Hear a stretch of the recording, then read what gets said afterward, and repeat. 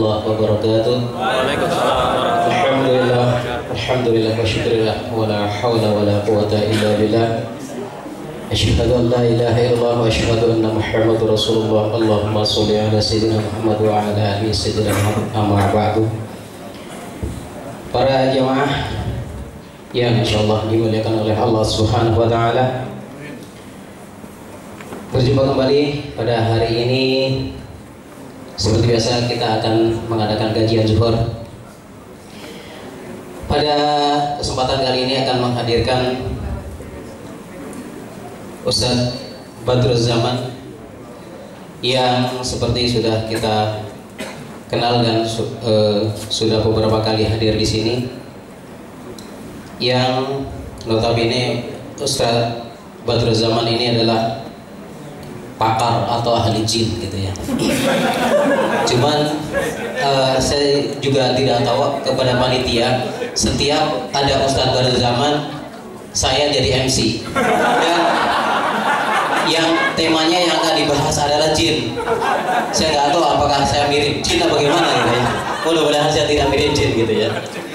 Baik, sebelum dimulai kajian ini, seperti biasa ada beberapa hal yang akan disampaikan.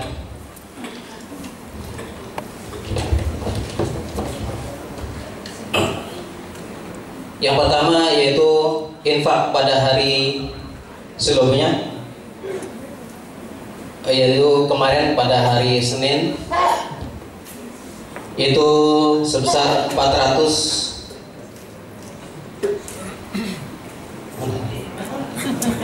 Bukan, jangan-jangan salah baca ini lagi. Jangan-jangan tahun lalu ini. Ada jinnya. Oh iya betul. Ada jinnya. Ini betul panitia? Betul ya, baik. Jadi pendapatan kotak infak pada hari Senin yaitu sebesar 418.700 dan total infak sampai pada hari kemarin yaitu sebesar 4 juta masih tetap ya 418.700 rupiah. Kemudian yang kedua adalah agenda Ramadan pada 1433 Hijriah atau bertepatan pada tahun 2012, yaitu temanya adalah muda beda bercahaya. Yang pertama adalah bazar yang setiap hari Senin sampai dengan hari Kamis, yaitu pada jam 11 sampai jam 11.30 menit sampai dengan 14 waktu Indonesia Barat, yang berada di depan ruang kajian pada kali ini, yaitu di ruang simpati dan halo. Kemudian tadarus pada setiap hari dilaksanakan pada jam 7 sampai dengan jam 8 yang dilaksanakan di lantai 8 di ruang Jaknet. Kemudian berikutnya adalah berbagi takjil yang dilaksanakan pada setiap hari Jumat di bulan Agustus. Kemudian berikutnya adalah program Aisyah atau Ayo Sayangi Musola bagi rekan-rekan yang mau berinfak untuk kebersihan musola di kantor kita ini, yaitu di seluruh lantai kita. Kemudian yang berikutnya adalah paket sedekah, yaitu paket alat sholat sebesar Rp50.000 atau kelipatannya. Kemudian yang berikutnya adalah kajian muslimah yang dilaksanakan pada setiap hari Jumat. Setiap kajian zuhur akan diedarkan kotak infak dan dananya yang akan dikumpulkan dari kotak infak tersebut akan disumbangkan dalam bentuk paket sholat atau untuk acara berbagi takjil. Dan bagi yang telah menginfakkan hartanya, kami ucapkan terima kasih, jazakallahu khairan katsir. Kemudian untuk segera saja kita mulai kajian pada kesempatan hari ini, yaitu akan mengangkat tema apakah setan dibelenggu secara fisik? Oh bukan, salah lagi nih, ke atasin ya, itu bododot atas Ramadan. Mirip sih, mirip. Oh begitu, baik. Baiklah, daripada saya ini memperpanjang waktu. Untuk itu kita segera mulai saja, dan sebelumnya kita buka dengan bacaan basmalah bersama. Bismillahirrahmanirrahim. Waktu dan tempat kami persilakan. Assalamualaikum warahmatullahi wabarakatuh. Alhamdulillah, assalatu wassalamu ala rasulillah. Asyhadu an la ilaha illallah wa asyhadu anna muhammadar rasulullah wa ba'du. Syahrul Ramadan alladzi unzila fihi al-Qur'an hudan linnas wa bayyinatin minal huda wal furqan. Faman syahida minkum asy-syahra falyasum. Shaimin shaimat rahimakumullah. Hari ini kita sudah ada di periode pertama, episode pertama bulan suci Ramadan, di babak pertama bulan suci Ramadan, dan babak pertama ini adalah babak penyisihan. Setar kemarin Ramadan, hampir di setiap musola masjid di lingkungan kita penuh padat sampai ke jalan-jalan nyaris tak tertampung. Nah, dalam proses babak penyisihan, alhamdulillah musola masjid nyaris kembali normal, nyaris. Kemarin itu luar biasa, panen lah buat imam, buat khotib itu panen kemarin. Itu babak penyisihan. Sekarang kita masuk ke dalam babak semifinal. Nanti di 10 terakhir baru akan kita lihat para finalis, dan mereka akan mendapatkan penobatan dari semua makhluk minal aidin wal faizin. Jadi ini adalah sebuah kompetisi berskala internasional, penyelenggaranya Allah mutlak, penilainya Allah, wa ana ajzi bihi, saya yang memberikan penilaian. Maka di dalam hadis as-saumu li wa ana ajzi bihi, puasa itu untukku dan akulah yang akan memberikan nilai kepada para peserta.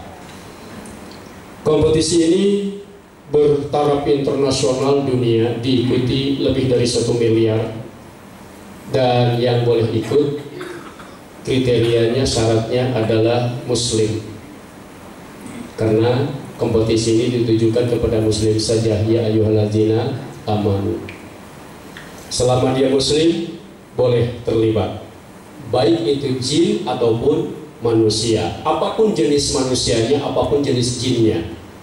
Si manusia bisa jadi keseharian kita lihat dia jenis WTS PSK Jablay, tapi Ramadan puasa, no problem, jangan dicipirkan.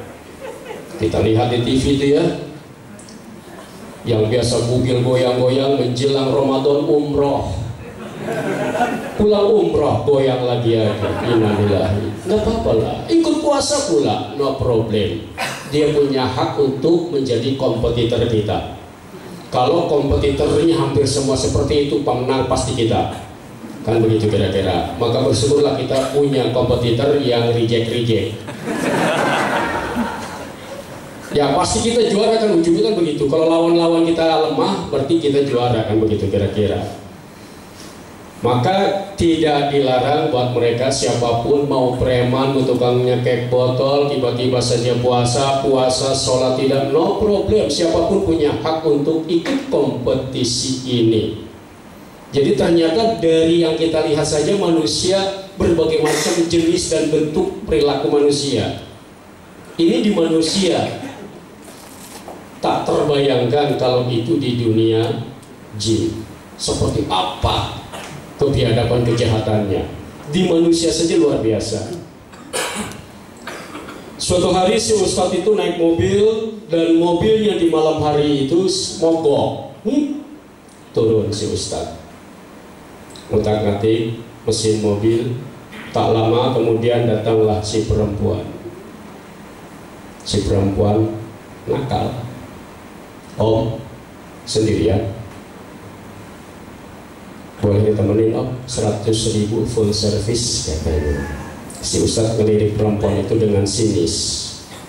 Dia ngomong, kalau nawarin, kalau ngomong lihat-lihat muka om. Ya gue capek om, nggak apa-apa katanya. Ya bikin miskin orang gitu.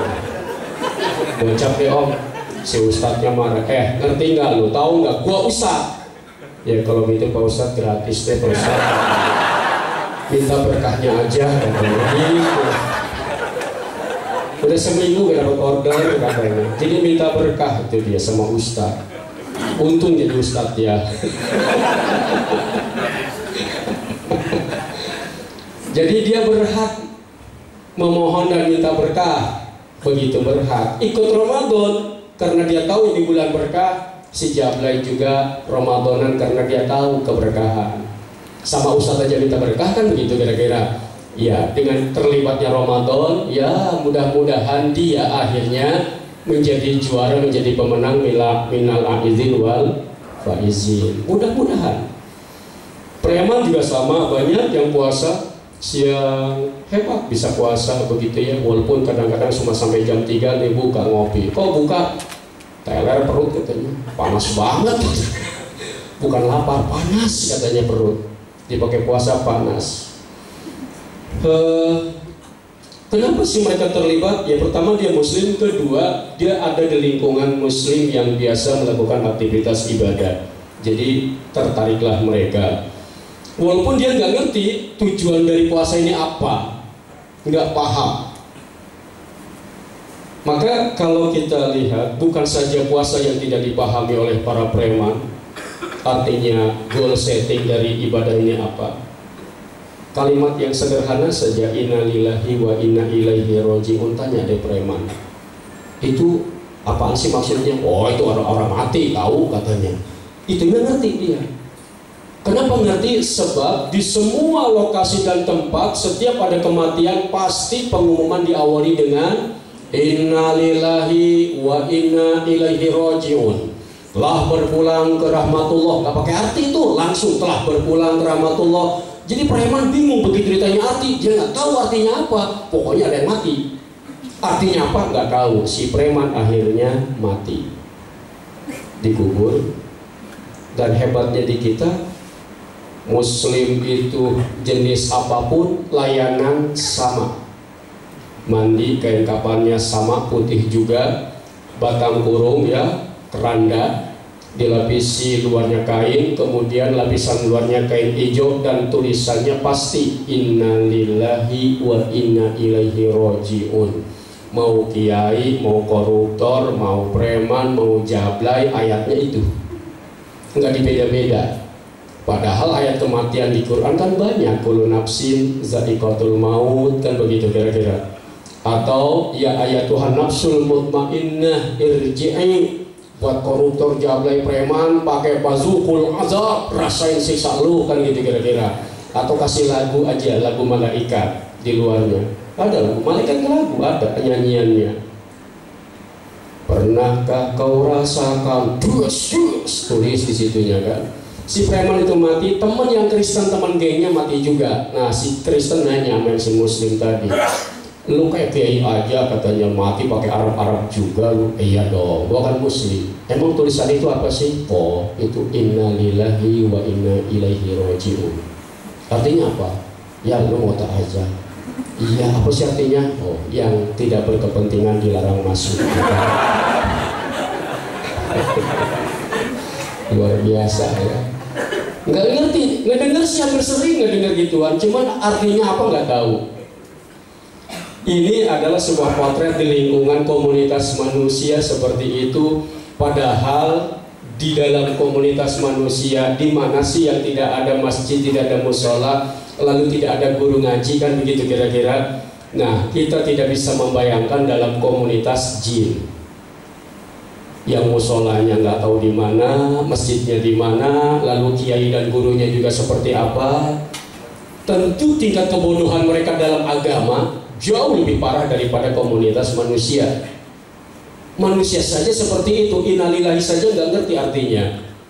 Ya sampai si preman bilang innalillahi itu artinya itu, yang tidak berkepentingan dilarang masuk. Sebab dia sering ikutin orang mati itu nguburin, yang masuk cuma dia doang yang pakai tulisan innalillahi, kan yang lain kan pulang. Berarti kan artinya itu, kira-kira diraba-raba aja sama dia. Nah, shaimat rahimakumullah. Kemudian ketika dua makhluk ini sudah memproklamirkan dirinya muslim, syahadat, maka wajib semua perintah aturan Allah dilaksanakan termasuk puasa. Lalu komunitas jin apakah juga berpuasa? Puasa jin pun. Sekarang jangankan jin makhluk yang luar biasa, ada makhluk yang lemah, baik itu semut, ayam, itu makhluk-makhluk yang lemah. Fisiknya dibanding kita nggak seberapa. Mereka pun berpuasa. Semut berpuasa, ayam berpuasa. Maka kata Allah, Subhanallahi ma fis samawati wa ma fil ardh. Semuanya bertasbih sebenarnya sih. Walakin la tafqahuna tasbihahum, tapi sayang kita manusia tidak paham bagaimana mereka melakukan ketaatan mereka kepada Allah. Bertasbihnya, ibadahnya, puasanya dan sebagainya kita tidak ngerti. Kalau jin dan manusia memang sudah jelas Allah memerintahkan ya ma'syaral jinni wal insi. Ini satwatum antan fudu panfudu. Kemudian di ayat yang lain wa ma khalaqtul jinna wal insa illa liya'budun. Dua makhluk ini memang secara definitif Allah menyebutnya, maka peraturan Allah wajib untuk dua makhluk ini. Terlebih dia sudah memproklamirkan diri sebagai muslim, sudah syahadat. Kalau tidak syahadat dan belum syahadat tidak wajib tentunya.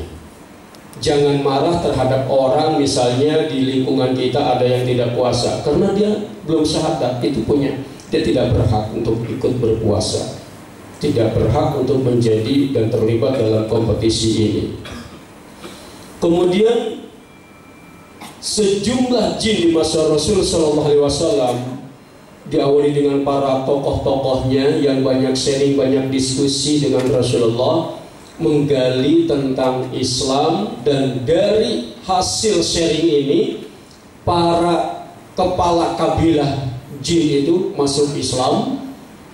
Kemudian setelah masuk Islam mereka mendakwahkan tentang Islam. Itu yang digambarkan di surat Al-Jin ayat pertama.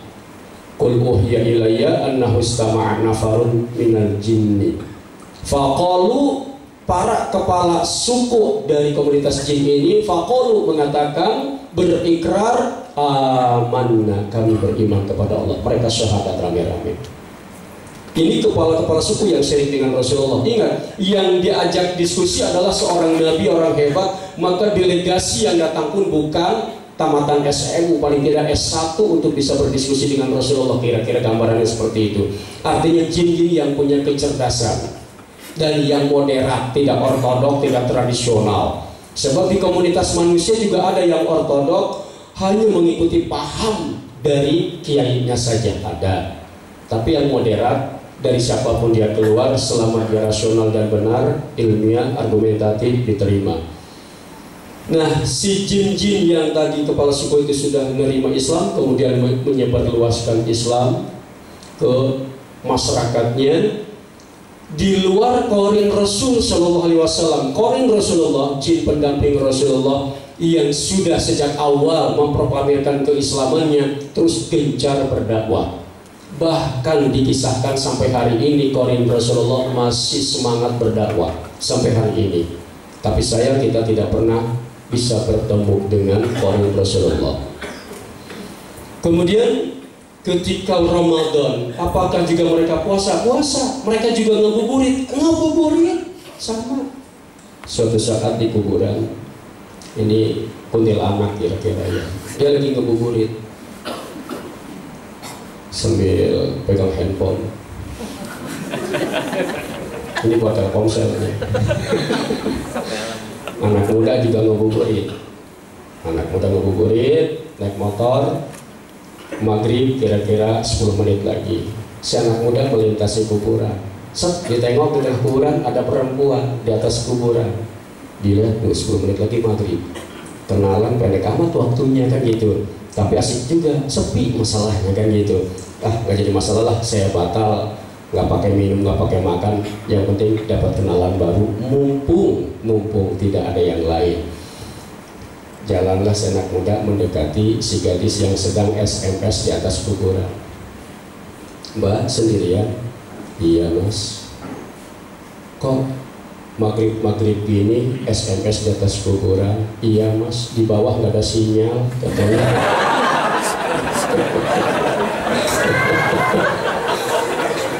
Jadi dia ngebuburit dulu ke atas gitu. Maghrib baru turun.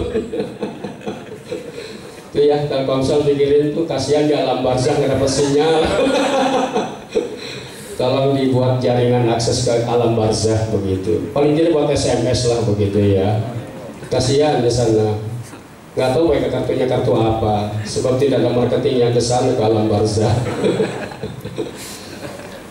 Nah, di sini para shaimin shaimat rahimakumullah. Kemudian ketika mereka puasa, berarti mereka kan butuh sahur, butuh buka. Mereka makan nggak sih? Makan, minum seperti halnya manusia. Maka hadis yang diriwayatkan oleh Ibnu Abbas menjelaskan si iblis, si jin ini ke Allah minta kejelasan. Ya Rabb, wahai Allah, bahwa setiap makhluk yang kau ciptakan di muka bumi, ja'alta lahu rizqan, engkau sediakan rizkinya. Fama rizki, lalu rizki kami, kata jin ini, yang mana? Allah kemudian menjawab dalam hadis qudsi bahwa rizkimu adalah malam yuzkaros mallah alaihi, yaitu santapan makanan yang tidak disebut atas nama Allah. Itu adalah rizkimu. Jadi kalau kita hitung-hitung ternyata jin rizkinya lebih banyak. Ketika si muslim makan tanpa menyebut nama Allah, itu jatahnya jin. Berarti dia lebih banyak dong rizkinya daripada kita ya. Maka tidak perlu belanja, tinggal tungguin saja si muslim tidak berdoa, jatah dia. Kemudian ada lagi yang lebih dari itu tentunya, itu makanan yang keseharian. Makanan yang paling besar adalah ruat laut, ruat bumi, motong kerbau, motong sapi dilempar, itu jelas itu rizkinya jin kalau itu sih. Maka si muslim ketika makan tidak baca bismillah, begitu ingat segeralah dia baca bismillahi awaluhu wa akhiruhu. Ketika si muslim baca itu, jin itu muntah lagi. Apa yang sudah dikonsumsinya dikeluarkan lagi, nggak kuat. Bismillahi awaluhu wa akhiruhu. Anak saya kelas 3 SD makan, lalu saya lihat nggak baca doa, saya ingetin, tadi doa nggak? Lupa. Yaudah baca bismillahi awaluhu, ntar aja terakhir, tinggal sesuap baru aku baca. Sekarang ketika ingat, ntar aja terakhir. Emang kenapa? Biar jinnya pada muntah gitu. Jadi ngerjain jin dalam otak dia. Orang anak tuh jauh ke depan, kita nggak mikir-mikir, dia mikirin begitu. Sebenarnya juga ya, kita kerjain, kita lupa, tinggal sesuap baru bismillahi awaluhu wa akhiruhu. Rasain lu. Tapi saya nggak kelihatan masalah. Ya kadang-kadang anak kecil tuh intuisinya jauh begitu ke depan. Ya ketika saya jelaskan bahwa surga itu luas, indah, nyaman, dia menggarisbawahi yang luasnya. Luasnya seluas apa sih? Ya seluas langit dan bumi. Wah nggak enak dong. Kok nggak enak? Ya habis aku mainnya jauh-jauh dong, temanku jauh katanya. Ya pikirin main. Kita nggak kepikiran, dia kepikiran. Jadi nggak enak katanya, temennya jauh-jauh katanya. Nggak enak kalau gitu. Ya juga sih bener. Terus kita bilang, kalau kamu soleh, orang tua soleh, di surga akan ketemu. Dengan Nabi, dengan Rasulullah juga ketemu. Dengan Rasulullah ketemu, iya asik dong. Kalau gitu, aku kalau mati mau bawa buku. Buat apa? Minta tanda tangan Rasulullah katanya. Iya juga ya, saya nggak kepikiran, dia kepikiran. Terus pengen foto bersama Rasulullah. Jadi di surga mau foto bersama. Sih bilang nggak usah foto bersama, tiap hari ketemu. Ya artinya bahwa otak mereka dengan kita ternyata memang beda. Kalau kita sih polos-polos saja ketemu Rasulullah di surga, iyalah kalau soleh. Itu aja kan jawabannya. Kalau anak kita ngembangin anak kecil itu. Nah, soimat rahimakumullah. Jadi makanan yang mereka konsumsi adalah makanan manusia yang tidak disebut asma Allah, termasuk dalam menyalurkan nafsu biologis. Di saat si muslim tidak dan lupa sunnah Rasulullah, dia ikutan. Minimal jadi supporter. Minimal. Wow, ush, wow, gitu. Minimal itu. Lebih dari itu jadi supporter. Lebih dari itu dia ikutan. Betapa banyak ibu-ibu selesai bersodakoh dalam tanda kutip itu, yaitu sodakoh namanya ya. Kalau kalimatnya sodakoh tuh indah, anak nggak ngerti, mertua nggak nyambung, cuman kita doang kan gitu. Mah, bapak mau sodakoh. Ya, ibu mertua dengar, sini sama emak aja sini. Parah dah. Emak nafsu aja, mama kalau dengar sodakoh tuh bayangannya duit aja kan begitu. Nah, ketika sodakohan seperti itu, si ibu selesai sodakohan, lalu si suaminya keluar dan ke kamar kecil. Ditunggu nggak keluar. Begitu kamar kecilnya dibuka, kosong. Ditelepon suaminya, masih di luar kota, belum pulang. Paginya ke rumah saya, nanyanya, jadi Ustadz tadi malam saya sama siapa? Demi Allah bu, bukan saya, saya bilang. Bukan saya. Enak aja sih bilang. Nuding saya, enggak saya, demi Allah bu, enggak, saya bilang enggak saya, bukan saya. Ya bukan saya, siapa? Katanya enggak tahu, orang ibu berdua doang. Itu jin. Jadi ingat, jin bisa melakukan itu. Baik yang terhadap yang perempuan maupun yang laki-laki. Maka ketika kita ketemu seorang laki-laki yang usianya sudah senja tidak selera nikah dengan wanita, ya dia diduga dia dimanfaatkan oleh jin. Jin sudah di dalam tubuhnya dan selalu membuat halusinasi dia, sehingga dia merasa puas, merasa nyaman dan tidak perlu lagi nikah. Jadi dibuat halusinasi. Sama si ibu tadi pun, secara fisik dia datang dan melakukan kontak. Maka ketika kita nanti mau sodakohan, ingat sunnah Rasul. Idealnya berdoa, sholat 2 rakaat, ini ideal ya, bab ideal. Wudhu, sholat 2 rakaat, ya keburu hilang dah selera kan gitu, pakai sholat dulu, dulu ya. Oke dah, habis sholat isya jangan dibatalin, kan begitu ya. Baca doa, Allahumma jannibna minasyaiton dan seterusnya. Dan dalam sunnah Rasulullah jangan langsung to the point. Bikin dulu warming up-nya, belai, usah, terutama bagian punggung, bolong apa enggak kan gitu.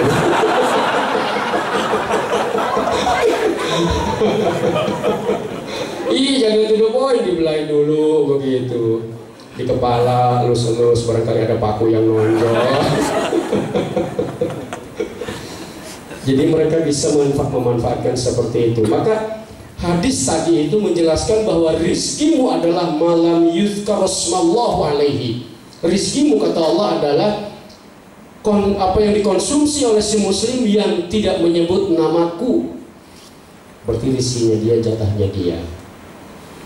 Kemudian soimat hadirin rahimakumullah, sampai jam berapa ini? 1:15, nanti ada diskusinya ya, ada tanya jawabnya. Kemudian ketika mereka hubungan suami istri, mereka melahirkankah? Melahirkan. Mereka hamil yang perempuan dan mereka melahirkan. Kemudian mereka ngerti, bagi yang muslim ngerti tentang siapa yang taklif, siapa yang belum taklif dalam dunia mereka sama. Sebab Al-Quran diturunkan untuk mereka juga, kemudian Rasulullah Nabi untuk mereka juga, dan tidak ada Nabi dari komunitas jin, sehingga aturan-aturan keislaman mereka persis seperti yang kita pahami dari Rasul Shallallahu Alaihi Wasallam. Umrohan, hajian pun sama tentunya. Kemudian hadirin rahimakumullah, ketika di bulan suci Ramadan ini ternyata sejumlah, ingat, komunitas mereka lebih banyak yang nakal, yang jahatnya ketimbang yang solehnya. Manusia mungkin bisa balance, di manusia saja enggak ya, kurang lebih penduduk dunia ini 4 miliar lah sebut, 1 miliarnya muslim, 3-nya tidak. Nah dalam komunitas mereka rasanya yang muslimnya sedikit, selebihnya adalah orang-orang makhluk-makhluk yang rejectnya, yang rusaknya, yang munafiknya, yang musyriknya. Nah, bahwa di dalam dunia mereka ketika Ramadan ini tiba, si makhluk-makhluk ini sendiri yang sudah bercokol di dalam tubuh manusia, yang sudah masuk ke dalam tubuh manusia, tidak terpengaruh dengan Ramadan. Dia terus bekerja, menghancurkan lawannya, menghancurkan objeknya, itu si manusia itu. Kemarin datang suami istri ke rumah saya, si istrinya bercerita bahwa kalau naik mobil dia merasa nggak nyaman dan panas dingin. Kalau duduk di depan dia merasa di belakangnya ada yang duduk. Kalau dia duduk di belakang dia merasa di depan ada yang duduk. Jadi dia minta ke saya, tolong mobil saya diruqyah. Hebat ini orang, minta diruqyah mobil, hebat. Si bilang mobilnya ada jin, ada penunggunya. Iya. Tadinya kata suaminya, rekomendasi istri, kita jual aja deh mobilnya. Si bilang gini aja, kalau daripada diganggu terus, mobilnya tinggalin di depan rumah saya, pulang naik angkot aja. Si bilang saya ongkosin lah, daripada diganggu jin. Si bilang kan gitu, udah mobilnya tinggalin. Ketawa dia. Jadi di sini menunjukkan ketika seseorang sudah terganggu oleh jin, jin terus mengganggu dia, termasuk di bulan suci Ramadan. Terus dia bekerja dan bekerja. Secara umum kerja dia tersendat, terhambat dengan aktivitas ibadah individu kita. Tapi terus dia bekerja. Hingga makhluk ini adalah makhluk yang ulet, tekun, sabar dalam mencapai tujuannya. Tidak mudah, mengeluh, tidak cengeng. Selain teamwork mereka luar biasa solidnya. Dan komandan mereka itu tegas, kalau dia langsung mengeluh, itu langsung dilempar, disingkirkan, diisolasi anak buahnya itu. Masih ada sisa waktu, kita kembangkan dalam diskusi dan tanya jawab. Silakan.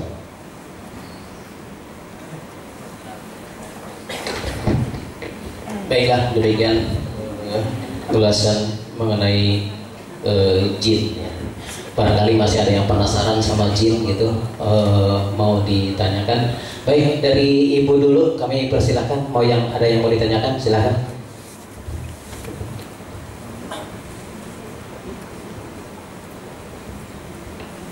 Baik, kalau dari ibu tidak ada pertanyaan, mungkin dari bapak-bapaknya silahkan, ada yang mau ditanyakan.